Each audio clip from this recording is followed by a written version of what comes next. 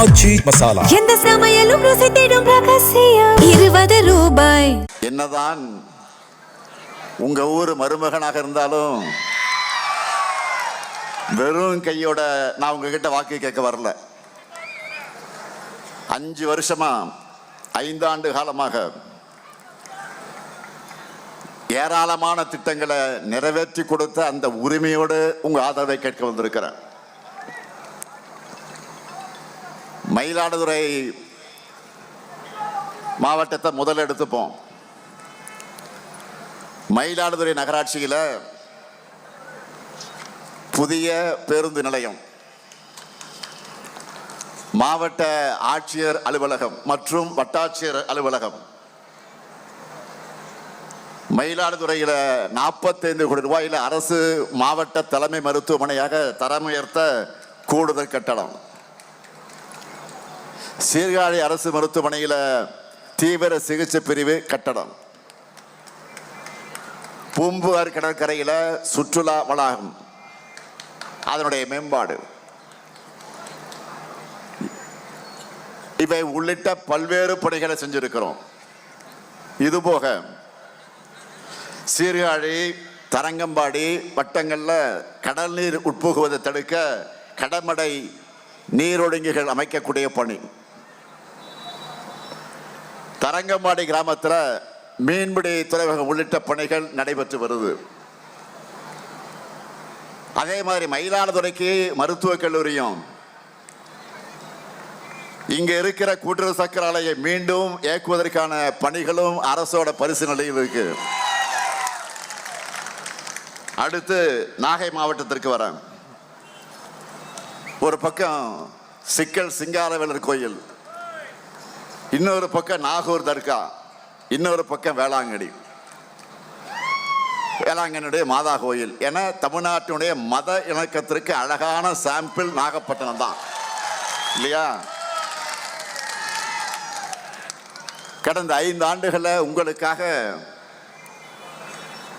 வேதாரண்யம் அரசு மருத்துவமனையில் புதிய கட்டடம்,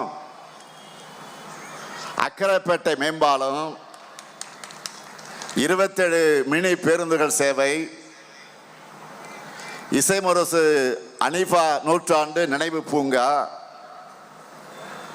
துறைமுக மேம்பாட்டு பணிகள் உள்ளிட்ட பல்வேறு பணிகளை நாகை மாவட்டத்தில் செஞ்சு கொடுத்திருக்கிறோம். இதுபோக நாகப்பட்டினம் புதிய புறநகர் பேருந்து நிலையம், நாகப்பட்டினம் நியோ டைடல் பூங்கா, பணிபுரியக்கூடிய பெண்களுக்கு தோழி தங்கும் விடுதி, புதிய நூலக கட்டடங்கள், பிரதாபராமபுரம் நீல கடற்கரை திட்டம்னு பல பணிகள் அடுத்தடுத்து நடந்துகிட்டு இருக்கு. இது மட்டுமல்லாம தஞ்சை, திருவாரூர், மயிலாடுதுறை, நாகை உள்ளடக்கிய வேளாண் தொழில் பெருந்திடம் அமைக்க விரிவான திட்ட அறிக்கை அறிவிப்பையும் வேளாண் பட்ஜெட்ல அறிவிச்சிருக்கிறோம். மீனவர்கள் நிறைஞ்ச மாவட்டம் இது. நாகை மாவட்டம் நம்பியார் நகர்ல மீனவ சொந்தங்களை சந்திச்சு நான் பேசினப்போ மீனவர்களுடைய நல்வாழ்வுக்காக 576 கோடியே 73 லட்சம் ரூபாய் செலவில் பல திட்டங்களை நான் சட்டப்பேரவையில் அறிவிச்சப்போ நாகையிலிருந்து நீங்கள்லாம் நன்றி சொல்லி எனக்கு வாழ்த்து சொன்னப்போ மகிழ்ச்சியா இருந்துச்சு. அதை என்னால் இன்னமும் மறக்க முடியல. அதே போல் 4000 திருக்கோயில்களுக்கு நம்ம திராவிட மாடல் ஆட்சியில் குடமுழுக்கு நடத்தி இருக்கிறோம். அதுல 2000வது குடமுழுக்கு நம்ம மயிலாடுதுறை கீழப்பரசலூர் விரட்டேஸ்வரர் கோயில் தான் அதில் நடத்தணும். 3000வது குடமுழுக்கு எங்கே நடந்துச்சுன்னா நாகை மாவட்டம் திருப்புகலூர் அக்னீஸ்வரர் கோயில தான் நடத்தணும். இப்படி 2 மாவட்டத்திலையும் மீனவர், இளைஞர், உழவர்கள், மகளிர், பக்தர்கள்னு யாரையும் விடாம எல்லோருக்காகவும் நன்மைகளை செஞ்சு தந்துட்டு கம்பீரமா தெம்போட திராணியோட உங்ககிட்ட நான் ஆதரவு கேட்கிறேன். ஆனா இப்படி பேசுறதுக்கு எந்த கண்டென்ட் இல்லாம கண்டதையும் பேசுகிற ஒரு எதிர்க்கட்சி தலைவரா பழனிசாமி வலம் வந்து கொண்டிருக்கிறார். நாள்தோறும் கருத்து கணிப்புகள் முடிவுகள்லாம் வந்துகிட்டு இருக்கு இல்லையா? அதுல திமுக கூட்டணி வெற்றி எண்ணிக்கை கூட கூட தோல்வி பயத்துல பழனிசாமியின் தரம் கீழே கீழே இறங்கிட்டு போகுது. கூவத்தூர்ல எம்எல்ஏக்களை ஏலம் எடுத்து முதலமைச்சரானவர் அவர். அந்த பதவியில் இருக்க தகுதியே இல்லைன்னு சொல்லி நீங்க எல்லாம் தோக்கடிச்சீங்க. இப்ப அவரே முதலமைச்சரா மட்டும் இல்ல, எதிர்க்கட்சி தலைவராக இருக்கவும் தனக்கு தகுதி இல்லை என்பதை போல நடந்து கொள்கிறார். தன்னுடைய தராதரம் இல்லாத பேச்சுக்களால் தன்னையும் தன்னுடைய கட்சியையும் மக்கள் கிட்ட அசிங்கப்படுத்தி கொண்டிருக்கிறார். 2026 தேர்தல் முடிவுகள் பழனிசாமி என்ற அசிங்கத்தை அரசியலிருந்து துடை தெரியணும். எவ்வளவு பிரச்சனைகள் நடந்துகிட்டு இருக்கு. ஒன்றிய பாஜக அரசு மும்மொழி கொள்கையை கட்டாயமாக்குறாங்க. கிறிஸ்துவ தொண்டு நிறுவனங்களையும் சர்ச்சுகளையும் குறிவச்சு FCRA சட்ட திருத்தம் கொண்டு வர பார்க்கிறாங்க. பல மாநிலங்களில் தேர்தல் நடந்துகிட்டு இருக்க சமயத்தில் நாடாளுமன்றத்தை அவசரமாக கூட்டி தொகுதி மறுவரையை செய்ய துடிக்கிறாங்க. தமிழ்நாடு உள்ளிட்ட தென் மாநிலங்கள்லாம் கடுமையான பாதிப்பை சந்திக்க போகுது.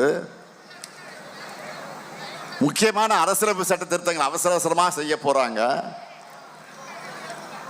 இதை நாம் கண்டிச்சு பல்வேறு மாநிலங்களுக்கு தேர்தல் நடக்க இருக்கிற இந்த சமயத்தில் எதுக்கு இந்த அவசரம்னு கேட்கிறோம். இந்தியாவில் இருக்க எல்லா தலைவரும் இதே கேட்கிறாங்க. ஆனா இதற்கு அவரிடத்துல பதில் இல்லை. தொகுதி மறுவரையால வட மாநிலங்களோட தொகுதி எண்ணிக்கை மிக மிக அதிகமாகும். தமிழ்நாடு உள்ளிட்ட தென் மாநிலங்களுக்கும் உத்தரப்பிரதேசம் பீகார் போன்ற வட மாநிலங்களுக்கும் தொகுதி எண்ணிக்கையில் பெரிய இடைவெளி உண்டாகும். இது அநியாயம் என்று எச்சரிக்கிறோம். கர்நாடகத்தினுடைய முதலமைச்சர் சித்தராமையா அவர்களும் கேரள முதலமைச்சர் நம்முடைய சகோதரர் பினராயி விஜயன் அவர்களும் தொகுதி மறுவரைய தொடர்பா நான் நீண்ட காலமாக வெளிப்படுத்தி வரக்கூடிய அந்த அச்சத்தை அவரும் கேள்வியாக எழுப்பியிருக்கிறார். இது எதை பற்றியும் வாய் திறந்து பேச வக்கில்லாமல் இருக்கிறார் பழனிசாமி. அதுக்கு காரணம் என்ன? அதிமுகவையும் பழனிசாமியும் குத்தகைக்கு எடுத்திருப்பது யாரு? பாஜக. குத்தகை எடுத்திருப்பது யாரு? பாஜக. அதாவது டெல்லி டீம். அந்த டீம்ல இருந்து இப்ப அடிக்கடி ஒன்றிய அமைச்சர்களும் பாஜக முதலமைச்சர்களும் தமிழ்நாட்டுக்கு படையெடுத்து வந்துகிட்டு இருக்கிறாங்க. அவங்க கிட்ட நான் கேட்ட கேள்விக்கும் நான் விட்ட சவாலுக்கும் பதில் இருக்கா? இல்லை. நான் கேட்கிறேன், தொகுதி மறுவரையில் தமிழ்நாட்டுக்காக குரல் கொடுக்காத பழனிசாமி வேற எதுக்காகத்தான் பேசுவாரு? தமிழ்நாட்டில் திமுக ஆட்சியில் இருப்பதால தானே தொகுதி மறுவரை பற்றி பாஜக அரசு அறிவிக்கிறதுக்கு முன்னாடியே விழிப்புணர்வு நாம் ஏற்படுத்தணும். அனைத்து கட்சி கூட்டத்தை கூட்டின இந்தியா முழுக்க இருந்து முதலமைச்சர்களை சென்னைக்கு அழைச்சி கூட்டு நடவடிக்கை கூட்டத்தை நடத்தி தீர்மானங்கள் நிறைவேற்றி ஒன்றிய அரசுக்கு அனுப்பி வச்சோமே. ஏன் சட்டமன்றத்தின் தீர்மானத்தை கொண்டு நிறைவேற்றணும்? ஒருவேளை பழனிசாமி ஆட்சியாக இருந்திருந்தான் தமிழ்நாட்டை கூறு போட்டு வித்திருப்பார். நல்ல வேலை இல்லை. வர்ற தேர்தலையும் பழனிசாமியும் NDA கூட்டணியும் ஒரு தொகுதியிலே கூட ஜெயிக்க கூடாது. இதுக்காக மட்டும் இல்ல, தமிழ்நாட்டுக்கு ஒன்றிய அரசு எந்த சிறப்பு திட்டத்தையும் செய்கிறது இல்லைன்னு சொல்லி வருகிறோம். அதற்கு ஆதாரமா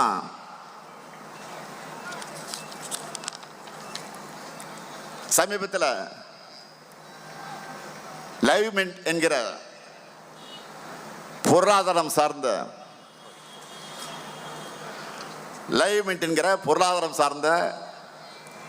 ஒரு நியூஸ் பேப்பர், ஆங்கில நியூஸ் பேப்பர்ல ஒரு செய்தி வெளியிட்டு இருந்தாங்க. ஆதாரம் இருக்கு. நான் பொத்தாம்பூத்தெல்லாம் பேச மாட்டேன், ஆதாரத்தோடு தான் பேசுறேன். இதுல என்ன வெளியிட்டு இருக்காங்கன்னா, ஒன்றிய அரசினுடைய உட்கட்டமைப்பு திட்டங்கள் அதிகமாக நடக்கிறதுல டாப் 10 10 மாநிலங்கள்னு ஒரு லிஸ்ட் வெளியிட்டிருக்கிறாங்க. அதை இந்தியாவில் மிகப்பெரிய பொருளாதாரம் கொண்ட மகாராஷ்டிராவில் அதில் முதல் இடத்துல இருக்கு. ரெண்டாவது பெரிய பொருளாதாரமான தமிழ்நாடு தான் ரெண்டாவது இடத்துல நியாயமா இருக்கணும். ஆனா இல்லை. அதிகமான தொழில்மயமான மாநிலமும் நாம தான். ஆனா அதிர்ச்சிக்குரிய செய்தி என்னன்னா, முதல் 10 இடத்துல தமிழ்நாடு எங்கேயுமே இல்லை. ஒன்றிய அரசு தமிழ்நாடு என்கிற இந்தியாவுடைய வளர்ச்சி என்ஜினை எந்த அளவுக்கு வஞ்சிக்குது என்பதற்கு இதை விட ஒரு சான்று வேணுமா? ஆச்சி மசாலா எந்த சமையலும் ருசி தேடும் ரகசியம் 20 ரூபாய்.